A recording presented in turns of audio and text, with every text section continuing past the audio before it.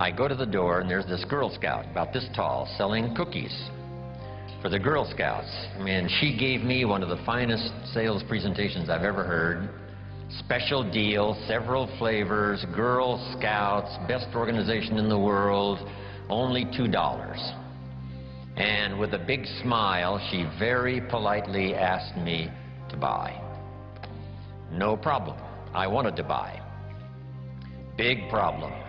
I didn't have $2 in my pocket.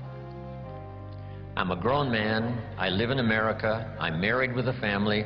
I've been to college 1 year. And I've been working for 6 years, from age 19 to 25, and I didn't have the $2 in my pocket. And I didn't want to tell her that. That seemed too embarrassing. So I did what I thought was next best. I lied to her. And I said, look, we've already bought lots of Girl Scout cookies. We've still got plenty in the house we haven't eaten. She said, oh, that's wonderful. Thank you very much. And she leaves. When she leaves, I say to myself, I don't want to live like this anymore. When someone says, I've had it, you know, this is it. I don't want to live like this anymore.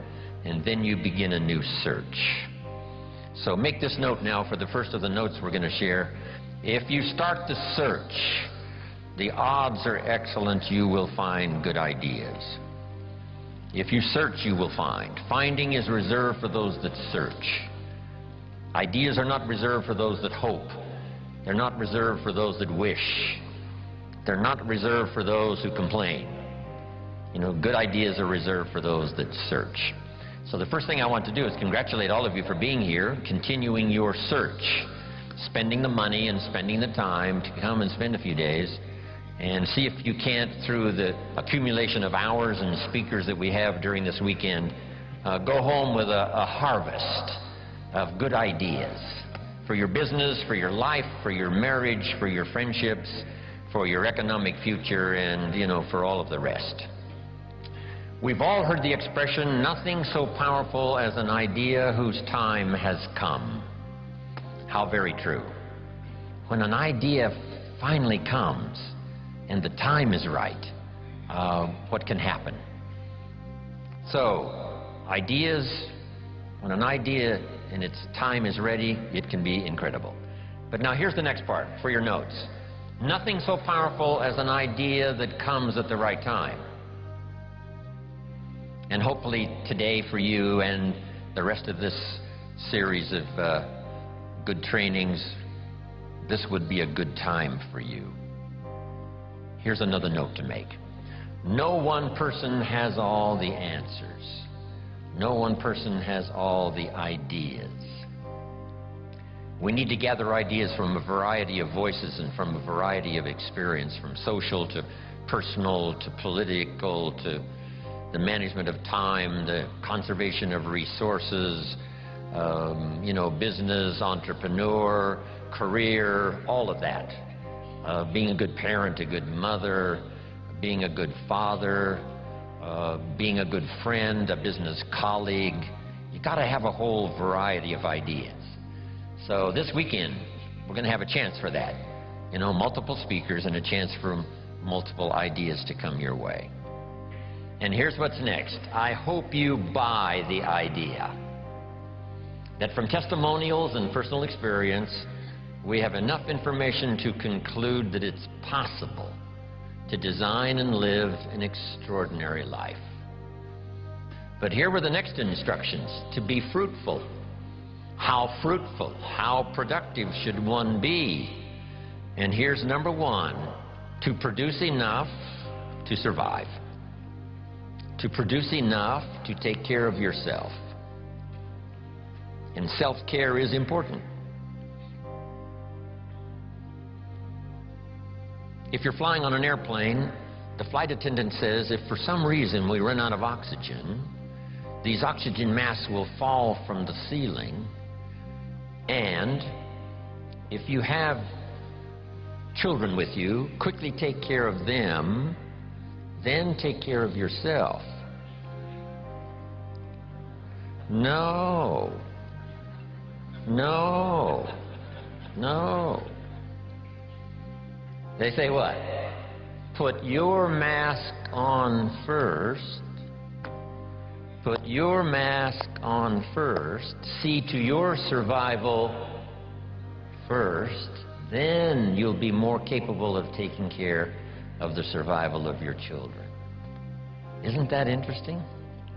Bob had an interesting saying. Here's what he said. I'll take care of me for you. Will you please take care of you for me?